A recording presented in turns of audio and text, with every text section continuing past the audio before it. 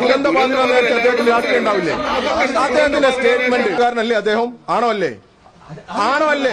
അദ്ദേഹം കോൺഗ്രസ്സുകാരനാണോ അല്ലേ? ഈ ദുരിതബാധിതരുടെ പേരിൽ നക്കിയ പലിശയുടെ കൂറെങ്കിലും കാണിക്കടാ വസീഫെ. ഉളുപ്പുണ്ടോടാൻ എനിക്ക് അദ്ദേഹത്തിന്റെ രാഷ്ട്രീയം നോക്കാൻ. ഇവർക്ക് നൗഫിന്റെ രാഷ്ട്രീയം അറിയണം. അദ്ദേഹം CPM ആവട്ടെ, കോൺഗ്രസ് ആവട്ടെ, BJP ആവട്ടെ, RSS ആവട്ടെ, ഏത് പാർട്ടി ആവുന്നതിന് മുന്നേ അദ്ദേഹം ഒരു മനുഷ്യനാണ്. ആ മനുഷ്യന്റെ കുടുംബത്തിൽ നിന്ന് 16 ജീവനുകളാണ് നഷ്ടപ്പെട്ടിട്ടുള്ളത്. ഇന്ത്യക്ക് വീട്ടിൽ നിന്ന് ഒരു ജീവൻ പോയ നിനക്കൊക്കെ സഹിക്കോടാ.